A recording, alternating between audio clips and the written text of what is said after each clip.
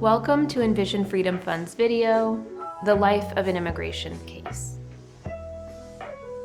Our organization is located in New York City, and we pay immigration bond to free our neighbors from ICE detention because we believe that freedom is a human right. We provide support after we pay bond, and we fight to end the interconnected criminal and immigration legal systems. This video is part of a series to support people who are returning home from detention and preparing for their upcoming court date. The video explains the life of an immigration case by explaining 1. Master calendar versus individual hearings, 2. ICE check-ins, and 3. Biometric appointments. Master calendar versus individual hearings. When you receive notice by mail of your court date, or when you look it up on the portal, you may see that you have a hearing.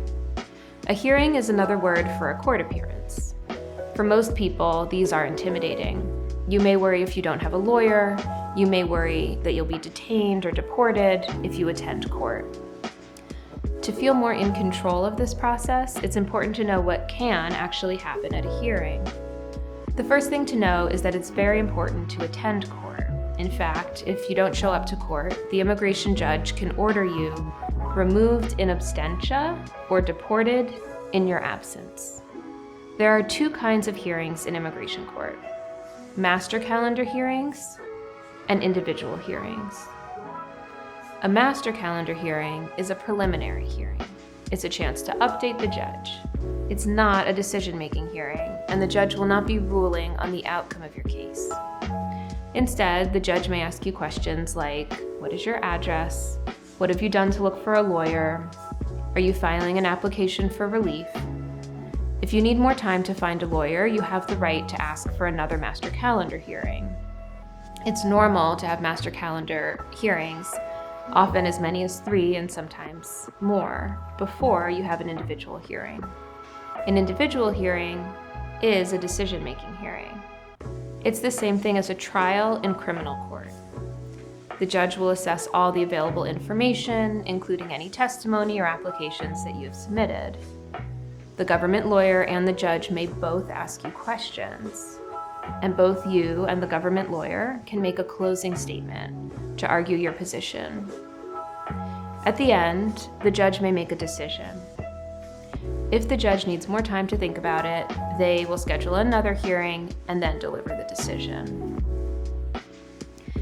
Even if a judge orders you deported, you will not be detained for this alone, because you have 30 days to appeal the judge's decision. ICE check-ins. In addition to court, you will probably have ICE check-ins. These are usually quick meetings with your ICE officer. You may be asked to confirm your address, phone number, or other information. Or you may just sign an attendance sheet and leave. These appointments may be complicated if you have had any contact with the police since your last check-in. If this is the case, you should speak with an immigration lawyer beforehand. Sometimes the ICE office and the court are located in the same building. But ICE and court are not the same thing.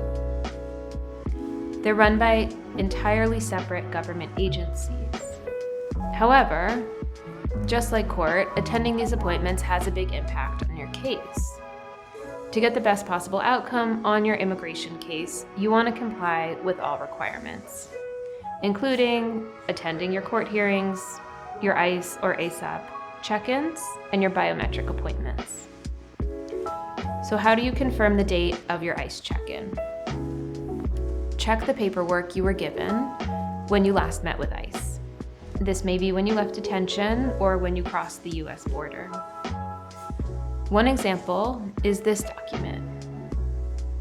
It usually has a photo in the upper right-hand corner and your contact information in the upper left-hand corner.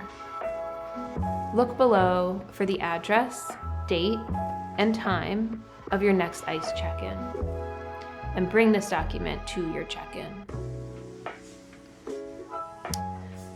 When you arrive at the ICE office, prepare to wait a long time.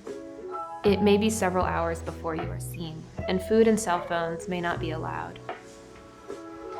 It's hard to know how often you will check in. Many people have check-ins after each court date, but some people have check-ins only every few years.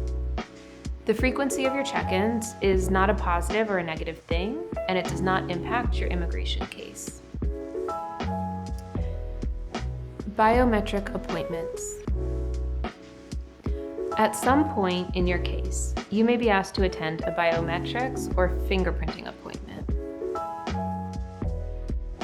Your fingerprints will be used to run a background check.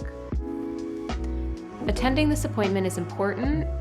If you do not attend, you may delay your immigration case, including when you can apply for work authorization. This is not a court date or an ICE check-in. There will be no interview or questions.